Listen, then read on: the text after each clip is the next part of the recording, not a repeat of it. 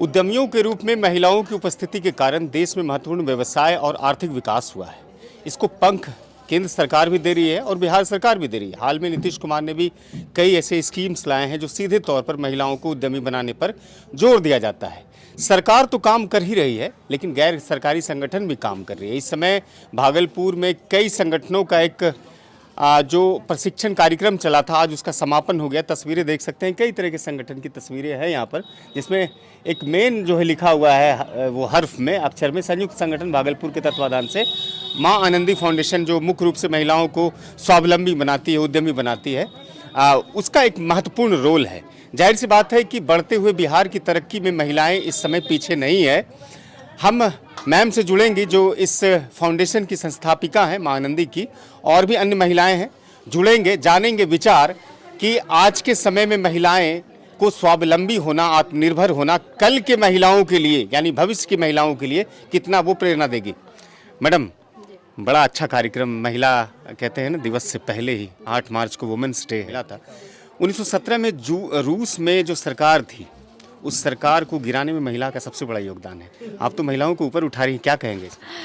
महिला बहुत बहुत धन्यवाद आपका, और बहुत ही अच्छे सवाल आपने पूछा।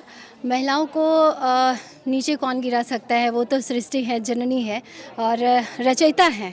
सृष्टि रचयिता जो है वो तो महिला ही है।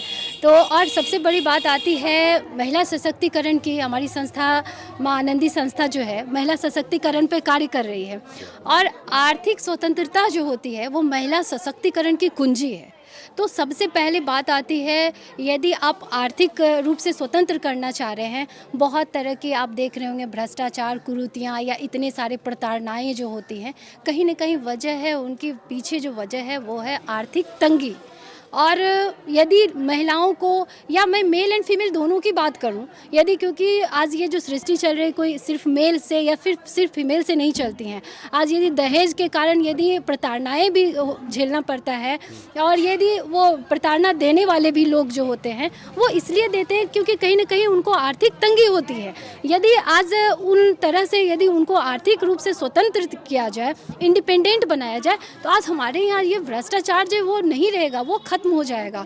तो इसके तरफ से महिलाओं में खास तौर से जो असमानता है, जी, तो इसके लिए अभी हम लोगों के तरफ से जो है बहुत तरह के कंप्यूटर प्रशिक्षण कार्यक्रम, या फिर गोबर से दिए, और भी बहुत सारे प्रोडक्ट जैसा कि आपने देखा, और मिनिमम और जीरो इन्वेस्टमेंट में वैसे चीज़ें जो हम लोग जिसको बेकार समझ रहे हैं उसको, उससे आप कैसे उद्यमी बन रहे हैं, तो उस तरह के कई कार्यक्रम हमारी संस्था के द्वारा कराए जा रहे हैं। 10 दिनों का जो प्रशिक्षण चला है, इसमें मुख्य रूप से किस तरह की प्रशिक्षण को दी गई? मैं बताती हूँ।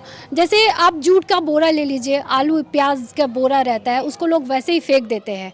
हम लोग खुद का कलर बना रहे हैं, और कलर भी ऑर्गेनिक कलर होता है। जो मंदिर के बाहर में जो फ्लावर, वेस्टेज फ्लावर देखते हैं ना आप, तो बहुत सारे देखे होंगे जो बैठ के चुनती हैं, और वो जा कर के, हमारा एक और है बेगा एम्प्लॉयमेंट योजना, जो कि मांग करके जो लोग खाते हैं उनको भी हम लोग एम्प्लॉयमेंट, उनको भी ये करवा रहे हैं, रोज़गार दे रहे हैं। उनको बोल रहे हैं आप जो यहाँ बैठकर खा रहे हो, आप इतने अच्छे से हो, आप इंडिपेंडेंट हो सकते हो।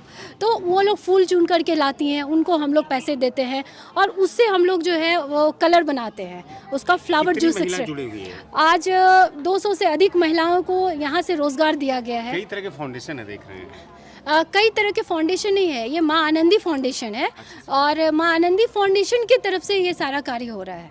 अच्छा, वो कुछ होली फैमिली के भी पोस्टर्स लगे हुए हैं। हाँ, तो वो होली फैमिली सेंटर से कुछ बच्चे आए हुए हैं, उनको हम लोग निःशुल्क प्रशिक्षण दे रहे हैं। ज्ञान दी जा रही है जी, निःशुल्क प्रशिक्षण। मैडम, नाम क्या है आपका, बताइए? मेरा नाम मृदुला घोष है। कितने सालों से जुड़ी हुए हैं संगठन? जी, जब से ये स्टार्ट हुआ है 2 साल से, तब से मैं महिलाओं को प्रशिक्षित करती हैं, स्वावलंबी बनाती हैं। कैसा लगता है इस वक्त? खुशी मिलती है? अच्छा लगता है कि हमें ये दुनिया का सर्वोत्तम सुख हमें प्राप्त हो गया है। हमारी तबीयत ठीक नहीं थी, लेकिन फिर भी हमें जहाँ ये प्रोग्राम, कुछ भी बड़ा प्रोग्राम होता है, तो मैं तो ऐसे रोज़ इसके साथ जुड़ी हुई हूँ। एरोबिक्स में जितने भी कार्यक्रम होते हैं, गरीबों को भोजन बांटना, वस्त्र बांटना, आए दिन सारे कार्यक्रम में सम्मिलित होती हूँ। लेकिन जहाँ ये सब हमारे वेस्टेज सामान से जो भी सामान बन रहा था, तो ये हमें बहुत ही अच्छा लग रहा था। तो हमें लगे कि चलो, हमारे समाज में स्त्रियों के साथ भेदभाव बहुत होता है। मैडम ने बताया कि आर्थिक पैमाना भी एक महत्वपूर्ण है। आप लोग तो कहीं ना कहीं आर्थिक रूप से उसे मजबूत करने में लगे हैं। जी हाँ, हम लोग सब लगे हुए हैं यहाँ माँ आनंदी फाउंडेशन में। जो भी कार्यक्रम होता है ये बहुत ही अच्छा चीज़ है। जितना वेस्टेज चीज़ रहता है सबका यहाँ बनता है। फ्लावर पॉट्स जैसे गोबर से गोबर के दिए सब बनते हैं यहाँ, बहुत अच्छा लगता है। सभी को यहाँ उद्यमी मनाया जाता है। जोड़ने मैडम देखिए मैंने कि बहुत सारे गोबर से दिए बने हैं, इसकी विशेषताएं क्या है? विशेषता है कि इसमें सिर्फ गुण है। जैसे हम लोग गाय की पूजा करते हैं तो उनका हर चीज़ में, चाहे वो दूध हो या उनका उपला हो, जो भी है सब ये गुणकारी है। और इसको जो हम लोग फेंक देते हैं तो उसको एकत्रित करके और उसमें अच्छे सामग्री मिला करके एक धूपदानी या एक दिए का निर्माण हो रहा है। तो अभी हम लोग स्वास्थ्य की दृष्टि से भी पिछड़ रहे हैं, हमारा भारत बहुत पिछड़ रहा है, तो ये हमारे स्वास्थ्य वर्धक के लिए भी बहुत अच्छा है।